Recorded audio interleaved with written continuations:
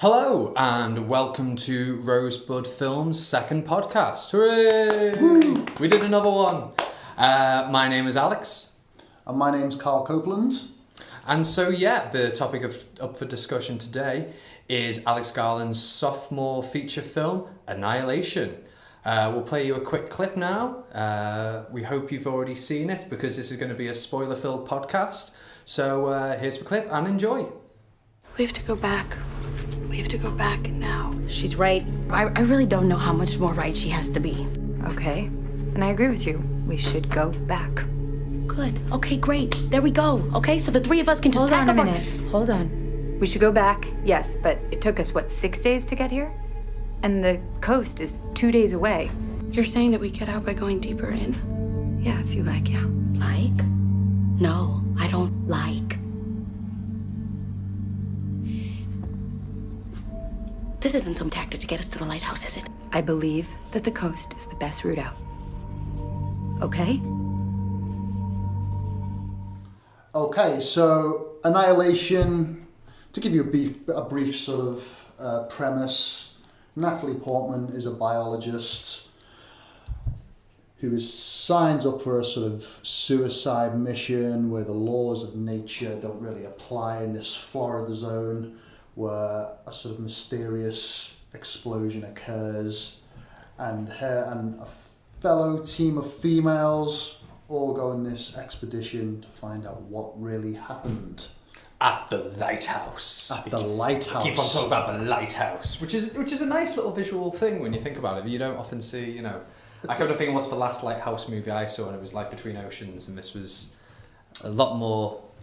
It's a lot more romantic. A lot more romantic than what's going on with this. There's romance in this film, but obviously a little bit different. Well, you've got the same sort of figurehead in Shutter Island as well, actually. So it's that ominous, what's in the lighthouse? There's all this sort of torture and everything else. And in that film, it wasn't very much. So, no, absolutely. But for different reasons. So, what were our general thoughts then, Carl? Annihilation.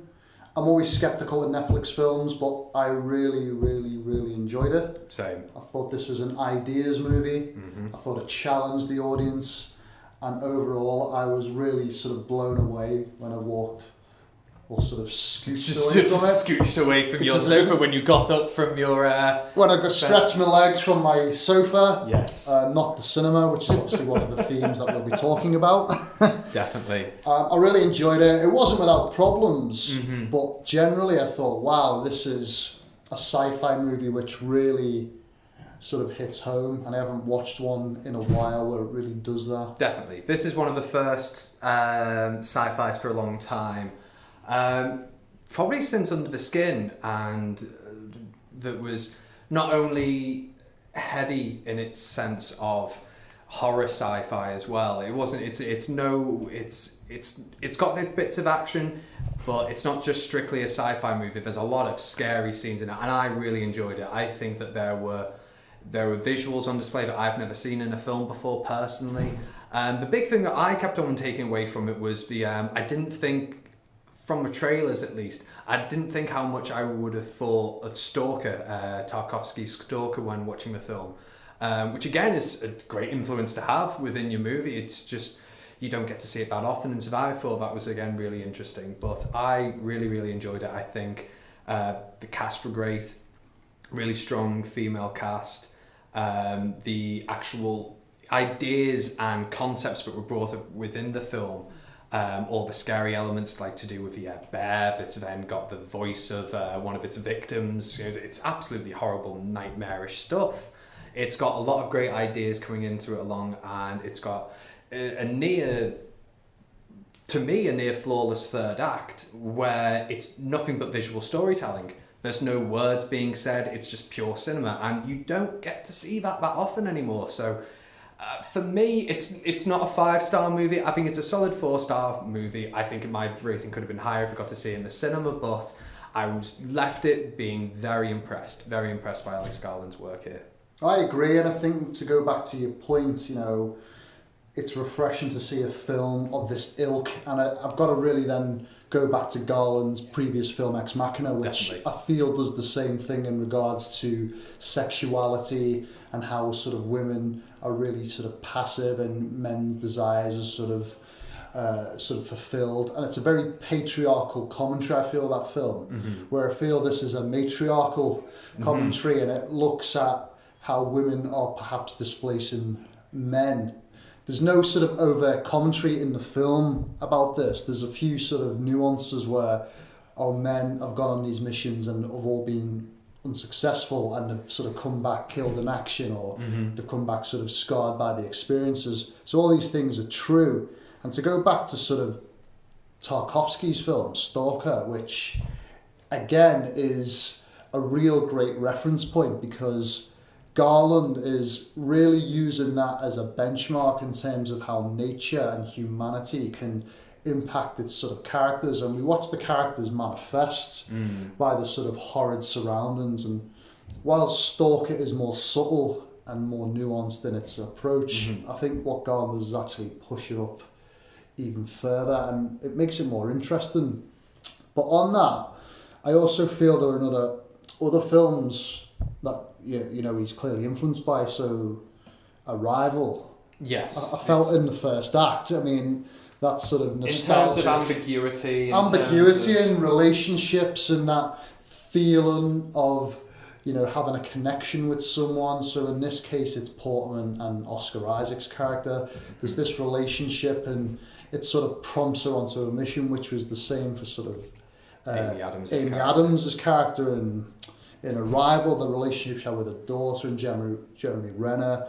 So those little nuances there. And I think the relationship element of this film is so vital in actually making me care about the Portman character, because it really is the sort of link between visual and sort of plot, and the two sort of work in tandem quite nicely. Definitely. The characters themselves as well are really engaging. They're very interesting characters. They all seem to have their own backstory, as I believe when they're going through the actual shimmer. They all say they're all broken people in there. They all have stuff to and it's got this great, with these broken characters that are being thrown in this scenario. They're already broken to begin with, and they're entering a universe where they are going to get broken apart even more to their very core, not just mentally but physically, as we see what happens to Tessa Thompson's character. She just becomes this flower creature, which you never get to see. It's the interesting thing about that. You just it's got such great. It's got a great showing and not telling aspect to it that again keeps its ambiguity, but it's. I think that's why the film works, is because it really does hint at these ideas and these manifestations and these transitions, but it doesn't quite give the reveal, and I think it's that sense of the unknown. You never see the bear fully kill the woman that gets taken away. You could argue as well this is to do with its whole theme of refraction that comes in the movie, because again, when you see the shimmer, it looks like this huge bubble that's over the landscape and connecting it to the lighthouse. And it's even when you go inside and the whole color grading starts to change, it becomes a lot more brighter. It's all coming into this idea of like light refracting, and again this duality and self splitting. It's there's a lot to read into, but no one explicitly says it. And it's even better by the fact in the ending, you've got great moments where Benedict Wong's character's interrogating Natalie Portman, and he's saying like, well, what did that mean? And he goes, I don't know. Yeah, but how did that happen? I don't know. Which is great. It's a movie that trusts its audience to just be like, right, here's a load of ideas. Here you go. Read into it what you will. Which again is really refreshing from a big studio movie from Paramount. The issue now comes from, why wasn't it released in the cinema, at least in the UK or Europe? Well, that's a good question, and to go back to some of your points about colour, I mean, colour really is a motif in this film.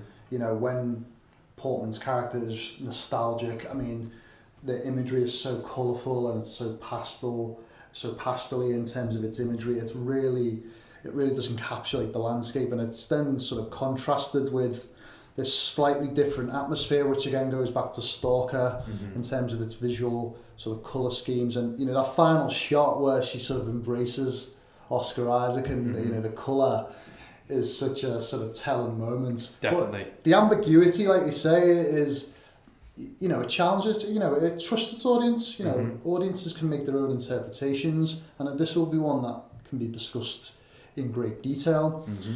Now, to go back to your other points, why wasn't this film released on the cinema is on everyone's lips at the moment. Baffles belief is what it does. Baffles belief. So Paramount, apparently, no sort of official statement, but didn't trust the audience sort of judgment on this. But apparently deemed the film maybe too intelligent for audiences. So that's why Netflix sort of, you know, gobbled it up and, you know, put it on that. But the big thing is, you know, sci-fi, visual film, some big stars in it. You've got Portman, you know, Tessa Thompson as a rising star, Oscar Isaac, you know, Star Wars actor. You know, this is tailor-made for the big screen. And it's not like they didn't even trust Alex Garland as a director, because Ex Machina, for all it's worth, did quite well, especially in some of the award sects. I remember Alicia Vikander or Oscar Isaac, didn't they get nominated for quite a few things as well that year?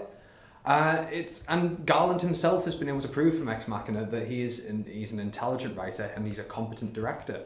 From making his first film with Ex Machina, as a writer, he's proved himself time and time again. So, in terms of the reasoning behind, do we believe Paramount? Do we think they've released it on Netflix purely to do with the idea that if the audience just wouldn't get it if they saw it in the cinema? Do they feel like they would make a loss if it was released in the cinema? Because I do feel it was a case of cold feet, because whilst Ex Machina was critically acclaimed, it did only get a sort of worldwide gross of just under $37 million, which is not a huge amount when you compare it to your Avengers, your Star Wars. So of course. There is slight trepidation there, but the critical acclaim for Ex Machina should have been enough, really. And I think we need these types of movies to balance these high concept movies as well. This is an ideas movie. I also think Netflix, you know, I am appreciative that they seem to be giving these types of films a run. I think we sort of mentioned at the top of the show that we were sort of blindsided by these releases, and it seems to be becoming the sort of current state of the industry where you've got films like Cloverfield Paradox being released upon the day. Bright, which was sort of came out of nowhere. You know, Meyerowitz Stories, which is a Noah Baumbach film, which I actually really enjoyed. I still think it's the best sort of Netflix film I've seen. But if you compare that film to, say, this, you know, Meyerowitz Stories is probably a film tailor-made for the small screen. Absolutely. This is tailor-made for the big screen from its visual point of view. And I think actually this was the perfect moment to release it internationally, because the Oscars have just happened. There's always what was the thing on everyone's lips? Why isn't there more female films in the cinema? Why aren't more female films being released? Why aren't films with strong female characters being made? What's happened? They've completely dropped the ball. It feels like it's the perfect time for them to have released it. And granted, they've released it in America and Canada in the cinema, but there's the whole world, and to just isolate it to one country, it just seems a bit defeatist as well, as we've said. Well, sci-fi, and there's a lot of reading and writing on this. So some great articles from people like Peter Kramer, who talks about sci-fi is a women's or females medium, where that is the genre out of any other where females flourish. And you get a lot of the actors, such as Tessa Thompson, for example, saying, in sci-fi films, I can be myself, I can be more proactive in a narrative, etc. And she was someone who endorsed the film on its release. She released the poster prompting the question, what do we notice? And she was hinting at the fact that this is an all-female cast and it requires our support so more films can get made. Now, it would seem like it is a bit of slap in the face. The Time's Up and Me Too movement. So Time's Up, Me Too. If anything, this film is the perfect opportunity to release a film with an all-female led cast. What is a very sort of traditionally masculine sort of storyline. These are almost sort of soldier characters. So if you think of films like Avatar, we do have female characters, But you've got Ripley. You've got all Ripley. Science fiction has been female fronted for a long time. Prometheus, you've got Mad Max Fury Road, we've got prominent female characters. So this is the sort of perfect moment, and I actually feel it's a step back. Definitely. It seems like they've dropped the ball, as we've said. And I think as well it comes to do with not just in the plot. The plot is these are the women that are taking charge. They've already sent out all the military men in, and they haven't come back at all. And they're the ones who are actually surviving, and when it comes to the end of the story, they're the ones that have come back. Some of them didn't make it, but they were at least able to get to the lighthouse and were able to return. So it comes down to it's a strong film with female empowerment. All the characters make decisions based on logic and what people would do, and if they were surrounded in that thing, they don't make any dumb or rash decisions, bar maybe the character who then decides to tie up all the other characters in Julia Stiles. Julia Stiles? No, it wasn't Julia Stiles. It was Jennifer Jason Leigh. That's who it was. But yeah, it's. I don't know what to say. Do we think it was released on Netflix to do with the fact that maybe the studio didn't have any faith on anyone going to see an all-female led cast? I do feel that is. Like I said, I do feel that Paramount got cold feet, and I do think it's a case of how do we market this film, because traditionally and in a lot of cases sci-fi films are targeted at male audiences, and so we've mentioned Avatar, we've mentioned Alien, we've mentioned Prometheus, all these films, but they are ensemble pieces. Now this is an ensemble piece as well, but unlike those films, they've got male characters to maybe balance the narrative. I feel Paramount think, how do we market this film? Males may not see it for the simple fact that who do I identify with on screen here, perhaps?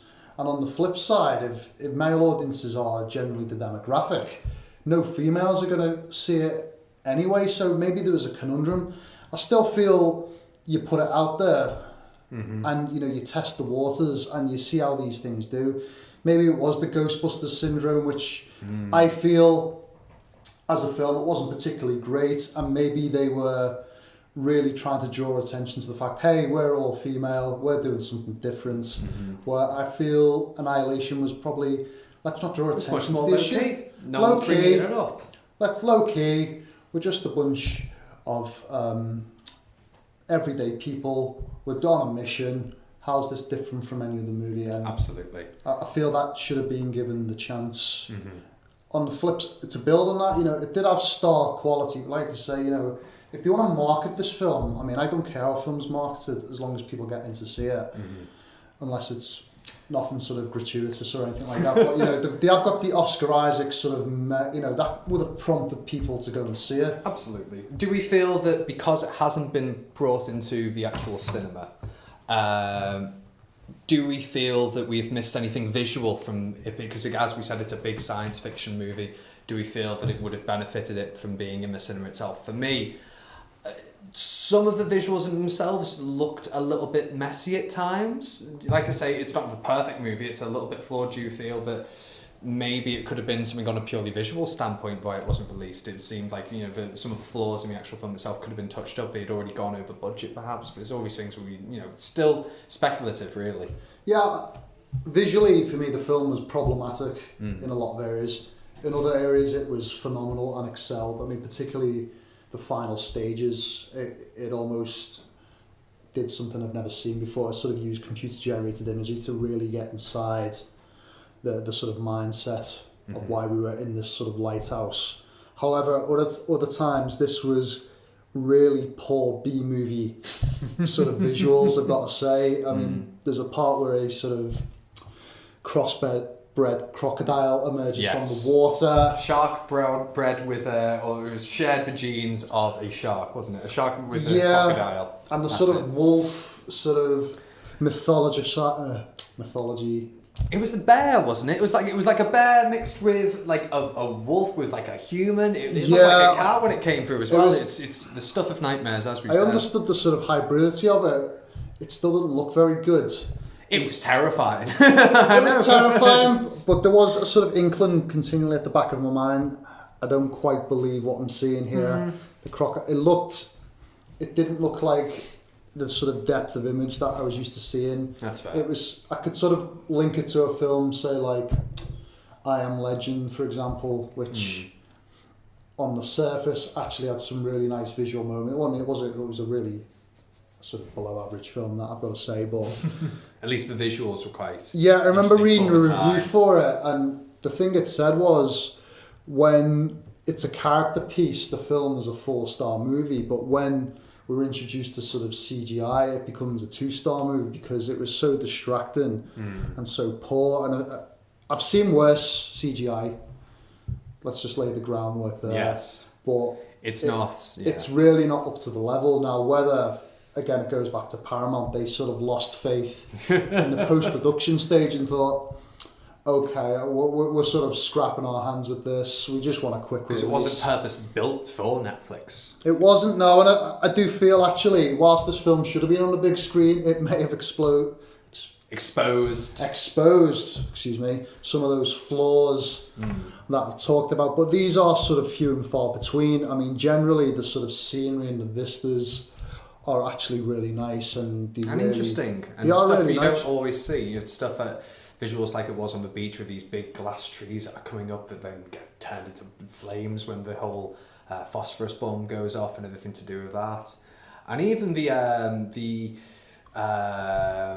mannequin-like creature that then is created from Jennifer Jason Leigh's body that then morphs into Natalie Portman, and then that reminded me of bits from Under the Skin and all that type of stuff. Yeah, Ex Machina as well, yeah. And the music from Under the music, all the banging kind of like weird hybrid synths that were going on with. Again, the music was really great. It's very interesting. One of the best last acts I've seen from a movie so far this year. Yeah, absolutely. And I think for me it sort of set up really well, and once we got into the sort of second act, I did feel it was lagging, and there were some characters who were sort of disparate, some really interesting. I think it struggled to get to that final act at times, but once it got there, it was really sort of spellbinding, and I didn't expect what I saw. I was like, wow. I still mulling over theories. There's a lot to read into. There's a lot to see with, like, do we think that Natalie Portman in itself was that the alien, or embracing Oscar Isaac, or was it Natalie Portman and she's kind of embraced the idea that, like, well, I know that this version of Oscar Isaac is not my version of Oscar Isaac. Kane is his name, and that's what it was. That this isn't her version of Kane, but can they, now from her experience within the Shimmer, will life be able to continue for there? Because again, Natalie Portman's character is not is a flawed character in itself. She has her flaws, because we get to see throughout the film again the separation. It comes down to the whole metaphors of cell splitting. Before Kane goes into the Shimmer, we find out that Natalie Portman has been having an affair with him. And it's the type of thing of, like, is that what's coming down in the ending of the film, that they're coming together and wanting to give it a go again? It could be any of these things. There's so much more. Like, it's a rich film, but it's got a lot more you can read into and absolutely, a lot more to discuss. And I do feel, as it comes back to that equilibrium, you then question our own humanity, and it's, you're asking us to explain the decisions of the Shimmer, but we can't answer our own questions about humanity, and that's what the Benedict Wong character cannot quite grasp. And it's sort of really ironic in these themes of Mother Nature and metamorphosis. And it comes down to the idea that the best science fiction is, you can have all the bells and whistles of flying cars, of androids and all that type of stuff, but it's always about the humans when it comes into it. It comes to an idea of, like, humanitarian themes and stuff that makes us humans. Why Blade Runner is still a classic. It's why films like this should still stay in the public consciousness and film lovers, and I feel like Annihilation raises those themes. Yeah, absolutely. And just a bit, sci-fi films should leave you sort of not scratching your head but asking questions. And like you say, the great sci-fi films ask questions, and not about how did the character do this and go from here to there. It's actually, it raises questions about our own humanity, and we as humans, why are we here? How do we get there? Where's the glass ceiling, and how do we break through it? And out of every other genre, sci-fi explores that in the best way. And they're all commentaries on sort of climate change and how we treat society. You know, there's got, like I say, with the Benedict Wong character, we're capturing that sort of fractious relationship with China and how we should approach the sort of world going forward from a pollution and climate change point of view. There are all those little nuances that actually makes this a film for this time, not only from its female cast, but actually from some of its themes, and that's why it's for me it's a really great movie, and I think it will get better with multiple viewings. Multiple viewings. Do we feel the framing device of Benedict Wong and interviewing Natalie Portman post, did you think it kind of drew some of the suspense from the picture? Because we know she gets out. We understand that there are some characters within that who do pass on and do move on. Do you feel that cuts any of the suspense, or do you feel like, again, it's not strictly the point? It's not the point that, you know, we want Natalie Portman to do all right. We're just more interested in what she can explore. What she can explore, and you're right, you know, often films will reduce that suspense. So obviously, you know, you think of classic noirs, they're always telling the story retrospectively.